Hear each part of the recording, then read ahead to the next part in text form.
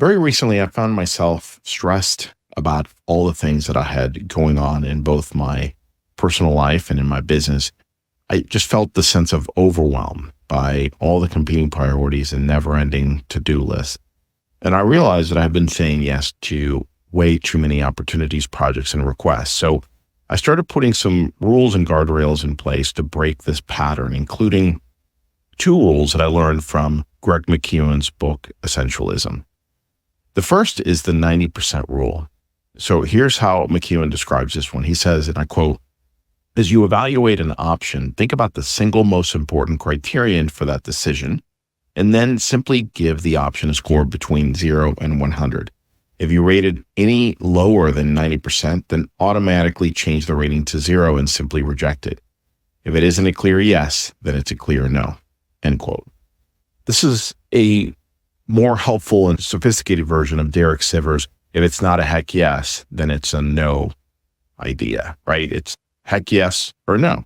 I've always loved that, but McKeown does a much better job by putting some numbers to it, by giving it a little bit of structure and making it more practical than Derek Sivers' version of it. So I started applying this 90% rule to new requests, ideas, and projects, and it was immediately helpful.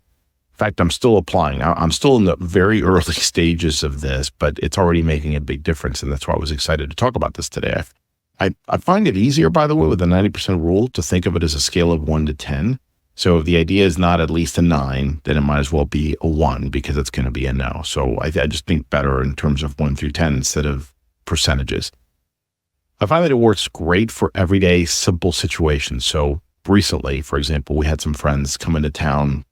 They were unannounced. They didn't stop by our house. They just texted us out of the blue early afternoon on a Saturday to see if we wanted to meet them at a brewery that was about 45 minutes away from our house.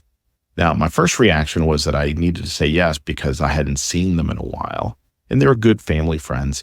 Plus, it'd be a little rude to say no to a friend visiting from out of town. But when I paused to think about the day ahead, the things that I was already working on, the plans we already had for that afternoon, that evening, the answer was clear. This request was maybe a 7 out of 10. And because it wasn't a 9, then great, it was a clear no. And we were able to work something out actually for the next morning because they were in town for just one night. We were able to meet them for breakfast. But normally I would have said yes, it just as a reaction. McKeown's other tool is the extreme criteria exercise. And I'm finding this one to be more appropriate for more nuanced ideas and projects or requests that deserve a bit more thinking, something beyond the more binary 90% rule that I just described. And so here's how it works. First, you write down the opportunity on a sheet of paper. Second, below that, you write down a list of 3 minimum criteria the options would need to pass in order to be considered. Third, you write down a list of 3 ideal or what he calls extreme criteria the options would need to pass in order to be considered. So by definition, if the opportunity doesn't pass the first set of minimum criteria, the answer is obviously no. You don't need to go further. Okay. But if it also doesn't pass 2 of your 3 extreme criteria, the answer is still no.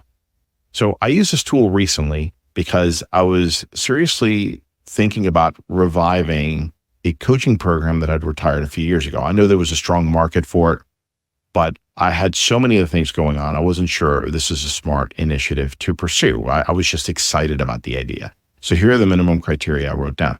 First, it would be profitable. It would have to be profitable. It would have to be relatively easy and fast to deploy.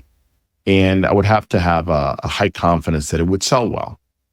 The extreme criteria is it would need to generate a few immediate success stories. We would have to have rapid success with people who went through it. The current market would have to be ideal for it. And then my involvement in delivering the program would be 30% or less. So here's the interesting part. It passed all the minimum criteria, but only 1 of the 3 extreme criteria. So the answer was clear. I had to nix it. And it was hard for me to accept that. But when I looked at it objectively, I realized that was the right thing to do. Look, life is short. We can't do it all. We shouldn't do it all. That's not the goal. The goal is to live a truly rich and meaningful life. And if you can't live that kind of life because you're saying yes to too many things, you're going to end up very, very disappointed, unhappy, and stressed and anxious. I don't need to tell you that. You've probably experienced it many times, just like I have. You have to focus on the 20% of opportunities that are going to deliver 80% of the joy, fulfillment, profits, and growth. Time management, Laura Vanderkam said it best in her TED Talk. We don't build the lives we want by saving time. We build the lives we want, and then time saves itself.